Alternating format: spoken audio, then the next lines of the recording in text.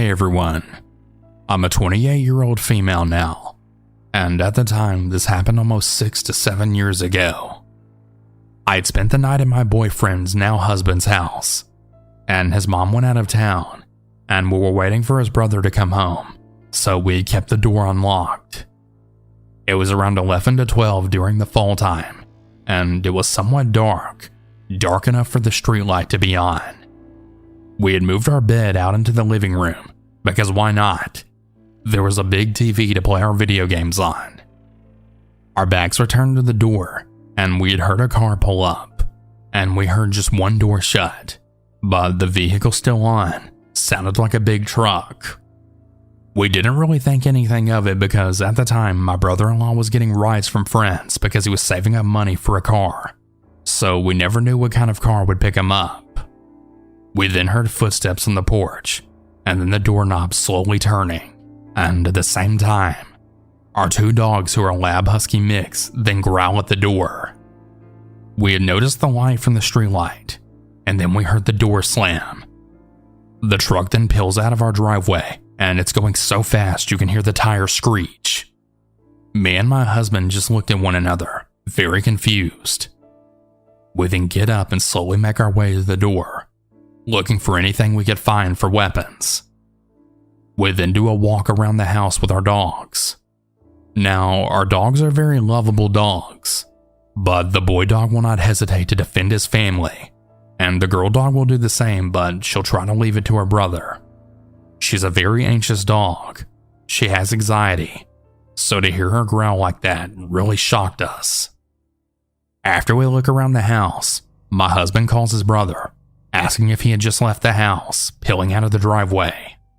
He then replied back with, "No man, I'm still at work. I'll be doing a double tonight, so I won't be back until early morning, maybe even mid-afternoon." That made my husband's face turn completely white. We left the house in his mom's car, and we left our own vehicle in the driveway in case they came back. We decided to park up the street from our house so that we were able to see our house perfectly. My mother-in-law's car wasn't parked in the driveway. It never really is, as she always parked away from the house, so these people would have no idea what her car looks like. A few hours go by, and we're still in the car, looking at the house. We're getting pretty tired at this point. Our dogs are also restless from being in the car for so long. We figured it would be okay now to go back home since those people never came back. We then leave my husband's mom's car where we parked it at, and we walked back. That was honestly the longest walk of our lives. We're so tired at this point, and we lock everything up. It's 4:30 a.m. now, and we're now awakened to our dogs going absolutely crazy and also foaming at the mouth. Someone's trying to get in the house through the window in the kitchen, and they broke it. When my husband saw this, he ran to the guy full force, and he pushes him out, leaving him to fall on his back and cry out for the others. I heard one trying to bust the back door down, and I then called the cops, letting them know what was going on. I then threw down the phone and I raced to my husband, who had told me quietly to run up to the attic, and he tossed me the dogs. I'm now running as I pass the back door, and someone actually got me with a knife across my arm. I actually got a pretty good gash from it. I stopped and looked at him, and I struck him with a kick to the nuts. And as soon as he got down, I then kneed him and ran upstairs. I heard one of my dogs whimpering, and I stop in the hallway, turning around, and it's my girl dog. One of those fuckers that actually stabbed my dog. My husband had the guy who did it in a headlock, and he was hitting him in the face. We had finally heard the sirens from a distance. The cops were here. Feeling confident, I run for the front door, and I kick the guy in the face who struck me with the knife because he was actually still down for me kicking him in the nuts. I run out of my house with my hands up, and I then tell the cops that my husband has one in custody and that another intruder is down near the back door. We watch the cops take away the two men. The cops seem to believe that this was more than just a two-man job. My husband got a few cuts and bruises, and I had to get a few stitches.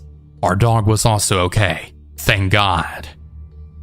We still live in that house, and we updated our house with a ton of cameras and much better windows. I know this situation probably sounded like a movie, but it really did happen, and it's still the scariest thing that's ever happened to either of us. Please, everyone, stay safe out there.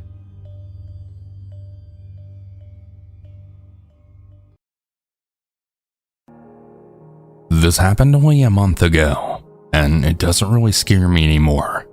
It just constantly makes me think, what if? I'm in college, and I'm still living with my parents and older sister.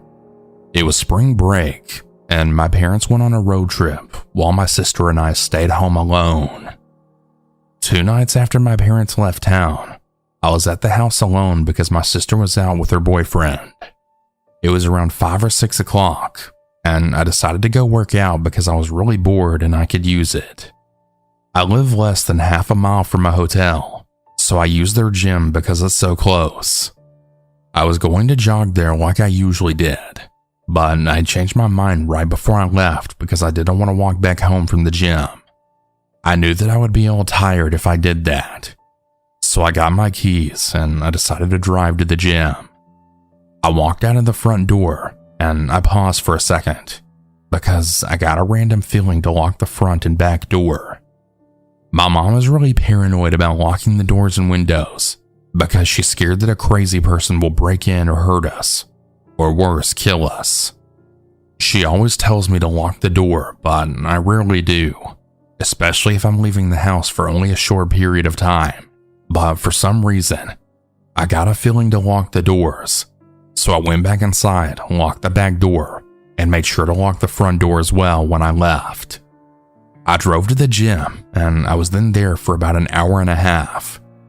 Not long after I got there, I randomly got a really bad gut feeling that made my stomach twist and anxiety high. I also have paranoia about things like my mother, but it's different. For some weird reason, I'd blamed the bad gut feeling on my house catching on fire with no one able to save my dog because I had locked both doors. But it doesn't consume my thoughts or make me want to go home or anything. I finally leave and I get back home in minutes. My house wasn't on fire, which I knew deep down that it wasn't anyways.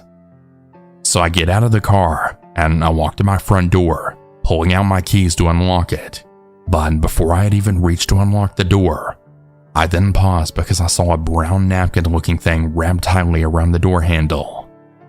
My mind instantly went to the recent fentanyl poisonings, and how there were cases of things like napkins and bills being smeared with fentanyl, causing people to overdose when they touched them. I didn't touch it. I called my parents because I started to get scared, and I didn't really know what to do. My mother was understandably freaked out, and she told me not to touch it. I talked with my dad, and men being men, no hate, logic is appreciated here. He tried to be logical and then tell me that someone must have put an ad on the door handle and that another person must have ripped it off our door. I then FaceTimed them and I showed them what it looked like. It clearly wasn't an ad. It looked like thick paper bag material. I also made sure to tell them that I was staring right at the door handle before I left for the gym and there was absolutely nothing on the door handle before, meaning someone came up and wrapped it around the door handle while I was at the gym. I was pretty freaked out, but it was early dusk outside, so there was still a good amount of light around me, thankfully. My mom calmed me down, but my dad was still thinking we were overreacting. I unlocked the door, got my gloves from my dad's truck, and I took the brown napkin thing off the door handle, throwing it on the ground very fast. I kept the gloves on, opened the door, went inside, put the gloves in the washing machine, then wiped my front door handle with Clorox wipes. I then shut the door and locked it, not knowing what to do with the paper bag that was just lying on the porch. I say paper bag now because as I looked at the bag on the ground through the window, I could clearly see that it was a small paper brown bag, and it was 100% not an ad someone puts on people's doors. It looked like the type of paper bag that holds sauces or silverware from a restaurant, and it was curled into a C shape from being wrapped around the handle so tightly. I kept watching outside my house through my windows, but I never saw anyone or even a feeling of being watched. I calmed down completely, and I had waited for my sister and her boyfriend to come home. I called my own boyfriend, and I told him all about it. He promised to leave me with Second Amendment protection for the rest of the time my parents were gone, because he was really creeped out that someone would come up and put a brown bag on our door, whether it had fentanyl or not.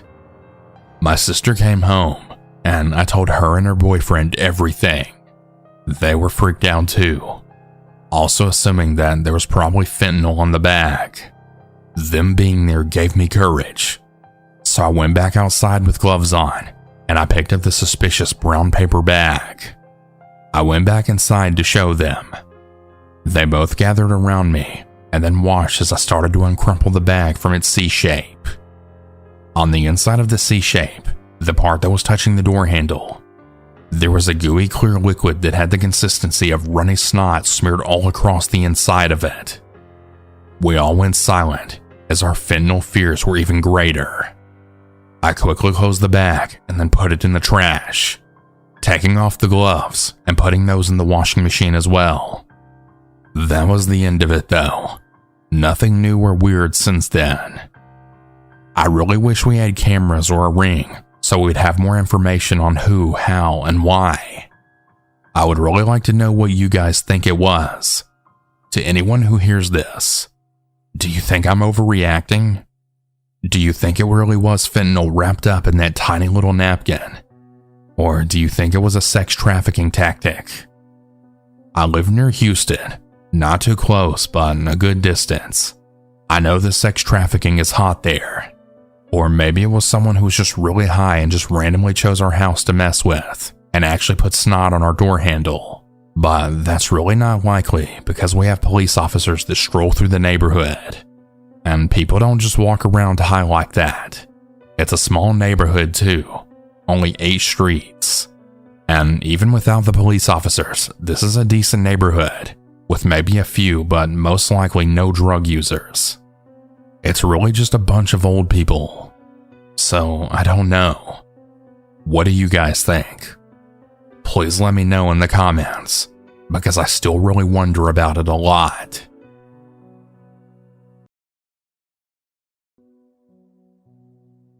I'm not even quite sure where to begin, but I guess I'll start with giving some background info.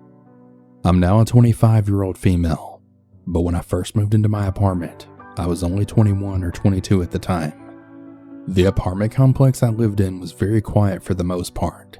Lots of younger families and old people lived there. It was also in a golf course community in my hometown, which was a smallish town with very moderate crime rate. When I moved in, I didn't know the neighbors to the left of me, but about 2 years into my lease, there was a middle-aged couple that moved in. I never got their names, but somehow the husband knew mine, which actually wasn't too odd because the old people there are really chatty, and I'm sure in passing they learned my name. I'm a very intuitive person, and I can usually pick up cues when someone isn't really good people. My first few instances with the husband, I immediately got really weird vibes from him.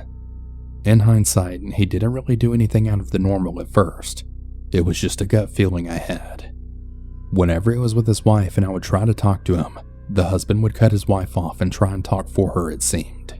Really weird, but okay.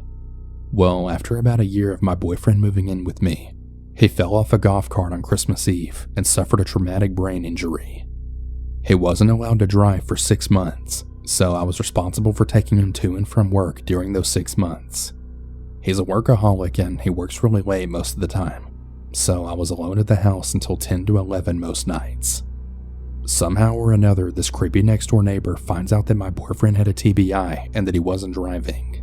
Now, this guy knew that I was alone on most nights, and he decided to purposefully do things to fuck with me. There's one instance that sent chills up my spine and still really sticks out in my memory and makes me absolutely thankful we moved out of that apartment and into a house in the country 20 miles away. So one night I get home from the store or hanging out with a friend, and like always, I sat in the car in the parking lot playing on my phone. Doors locked, of course, because I'm paranoid. And after maybe about 10 minutes, as I'm about to turn the car off and then go inside, I look to my far right, and I see my next door neighbor standing in the breezeway of the building, directly across from ours. It's maybe 9 p.m. by now, so I just assume he's walking his dog or taking the trash out or something. I resume to playing on my phone, and I decide to look up once more. He hasn't moved. He's standing in the breezeway with the light behind him, so I can just see a silhouette, but I just know for a fact it's him. I was always taught to stare back at the person who's making you feel uncomfortable, so either they break eye contact or speak the fuck up about what they're staring at you for. So I'm staring back at him, and he just backs up further into the breezeway out of my sight. I'm now slightly creeped out at this point, but I decided right then and there that I wasn't getting out of the car and going inside, that is, until my boyfriend called me to go pick him up from work. I turned my phone's brightness down to hopefully give him a less clear view of me sitting in the car in the dark. Not even 5 minutes later, he's walking from the far side of the complex, complete opposite side from our building. I see that he's not walking his dog, he's got no garbage can, so I can assume that he didn't take the trash to the dumpster. He walks on the sidewalk right in front of my car, stops and stares straight into my soul, all while pointing at me with his index finger and middle finger, kinda like a peace sign, but in a pointing motion. He finally continues on his walk and then walks to his work van parked 2 or 3 spots away to my left. There's no cars in between mine and his. He grabs some empty grocery bags out of his van, takes a surprisingly long time grabbing them, and proceeds to walk back into the direction he came. He then stops in front of the car yet again, stares at me for a second, then continues on. There's a sidewalk perpendicular to the one he's on, and at the end of that sidewalk, there's another that's parallel to the one he's currently on. From aerial view, it's in the shape of the letter H. Our building is to the left. The one he was standing at earlier when I first spotted him was to the right. He stopped maybe 5 more times between my car and our apartment building, turning back to face me every time he stops. This sent chills down my spine, and I immediately texted my boyfriend to let him know the weird neighbor was being a creep and that I felt like he was purposefully trying to scare me. I go pick up my boyfriend and we arrive back home on total edge from this creep. My boyfriend leaves something in the car, so as I'm approaching our front door to unlock it, he jogs back to the car, and lo and behold, my creepy ass neighbor is walking up and saying hey to me, also using my name. Again, I've never once introduced myself with my name.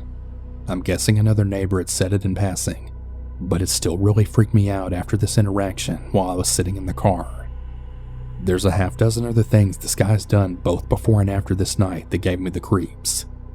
My boyfriend walked me to the dumpster and to the on-site laundromat because he was too creeped out. He's much more naive than I am by default, but he's not too naive to write this off as an innocent run-in with the neighbor. As I'm writing this, I feel like I can't even paint the picture of just how fucking creepy it really was. I mean, maybe I really was overreacting, but my gut at the time was telling me something was off, and I listened.